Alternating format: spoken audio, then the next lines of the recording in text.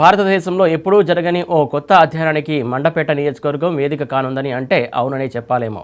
రాష్ట్ర శాసన మండలి సభ్యులు తోట త్రిమూర్తులు, మండపేట ఎమ్మెల్యే వేగుళ్ల జోగేశ్వరరావులు ఇద్దరు ప్రైవేటు ఎన్నికలకు సిద్ధమని ప్రకటించారు. అసలు ఇద్దరి మధ్య ఏం జరిగింది? ఈ ప్రైవేటు ఎన్నికలు ఏమిటి? గెలుపోటములు తర్వాత ఏం జరుగుతోంది?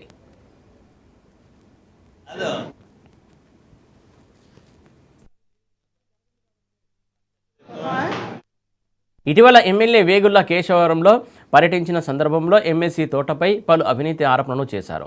దీనిపై ఎమ్మెల్సీ తోట స్పందిస్తూ ఎమ్మెల్యే వేగుళ్లకు సవాల్ విసిరారు. తాను అవినీతి పరున్నో కాదో ప్రజలే తేలుస్తారని, ఇద్దరం కలిసి ప్రైవేటు ఎన్నికలకు వెళ్దామని ప్రకటించారు. సవాలుకు తాను సిద్ధమని మండపేట ఎమ్మెల్యే వేగుళ్ల జోగేశ్వరరావు అన్నారు. ప్రజలంతా ఎమ్మెల్సీ తోటపై తీవ్ర ఆగ్రహంతో ఉన్నారని ఆరోపించారు. ఈ నేపథ్యంలో ఇద్దరు కలిసి కౌన్సిల్ సమావేశం నిర్వహించారు. అనంతరం మున్సిపల్ కార్యాలయంలో సమావేశమయ్యారు.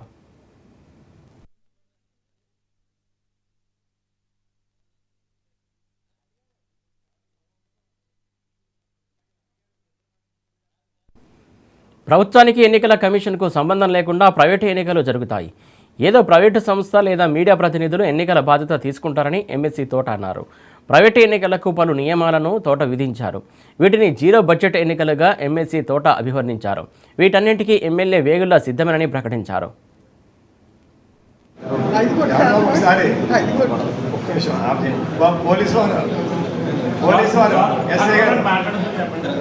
కదా ఇద్దరు ఫ్రెండ్లీ అనేది కానీ ఇద్దరు అంగీకరిస్తున్నాం కాబట్టి, అంగీకరించకపోతే అది వేరే విషయం. ఆయన కూడా అంగీకరించారు కాబట్టి పబ్లిక్ కాదు కాదు. ఈ ఆయన మాట్లాడినప్పుడు మీ నాయకుడితోటి స్టేట్మెంట్ ఇప్పించాడని చెప్పారు కదా. నేను అన్న తర్వాత మీ స్టేట్మెంట్ చెప్తున్నాను. నేను దానికి రెడీ. అదేనండి, నేను దానికి రెడీ. మీ నాయకుడి చేత స్టేట్మెంట్ ఇప్పించాడని చెప్పారు.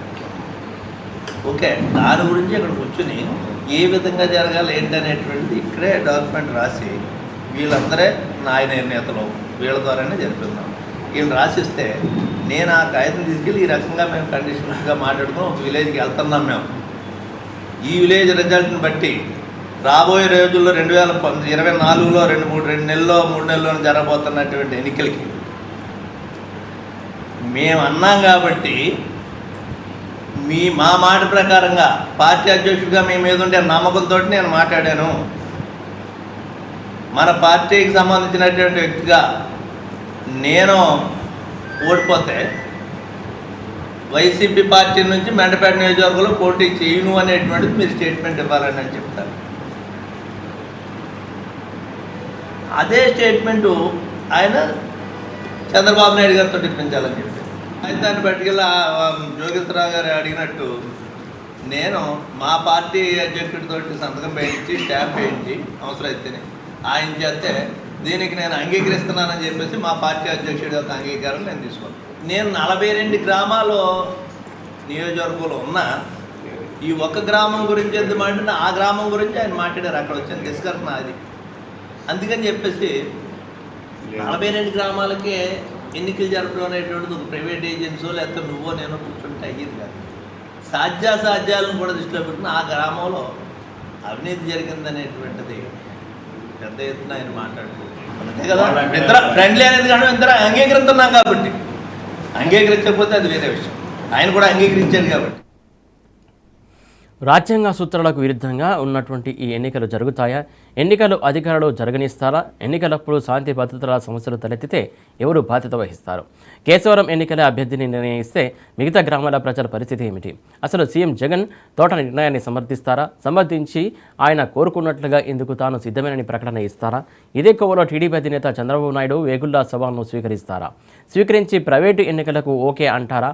ఒకవేళ ఈ ఎన్నికలను జగన్ చంద్రబాబులు అంగీకరిస్తే ఆ తర్వాత వీటి ఫలితాల ప్రభావం రాష్ట్రంలోని మిగతా నియోజకవర్గాలపై పడితే పరిస్థితి ఏమిటి? ఇందుకు రాష్ట్రంలోని అన్ని రాజకీయ పార్టీ నాయకులు అంగీకరిస్తారా?